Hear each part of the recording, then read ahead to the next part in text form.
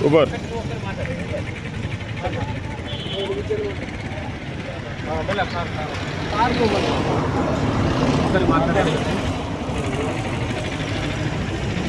సిరిసిల్ల జిల్లా తంగెలపల్లి మండల కేంద్రంలో కడపత్ర ఆవిష్కరణకు వచ్చేసిన తంగెలపల్లి మాల బాంధవులందరికీ జైభీము తెలియజేస్తూ హలో మాల చలో ఢిల్లీ దళితుల ఐక్యత కోసం, దళితులపై జరుగుతున్న దాడుల కోసం 25, 26 తారీఖు రోజు జంతర్ మంతర్లో జరిగే రాజ్యాంగ దీక్షను మరి విజయవంతం చేయడానికి తంగెలపల్లి మండల కేంద్రం నుంచి మాల కుల బాంధవులు, మాల ఉపకులాలు అందరూ కలిసి రావాల్సిన అవసరం ఉంది.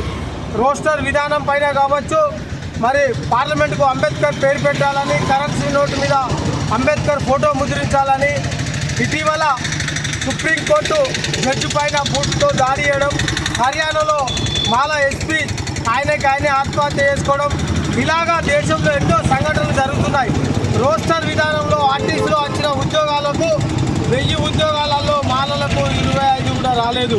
మరి ఇప్పుడు రోస్టర్ విధానంతో మాలలకు ఎంతో అన్యాయం జరుగుతుంది. విద్యార్థులకు కాలేజీలలో ఇంటర్మీడియట్, డిగ్రీ, ఎంబీబీఎస్, నర్సింగ్, ఇంజనీరింగ్లో కూడా అన్యాయం జరుగుతుంది. కాబట్టి మాల విద్యార్థుల భవిష్యత్తు కోసం, మన ఉద్యోగస్తుల భవిష్యత్తు కోసం, మాలలందరూ మన పిల్లల భవిష్యత్తు కోసం మనందరం రోడ్ల మీదకి రావాల్సిన అవసరం ఉంది, ఉద్యమించే అవసరం ఉంది. కాబట్టి మాల జాతిని అన్ని రాజకీయ పార్టీలు కూడా దగ్గరికి తీస్తలేవు.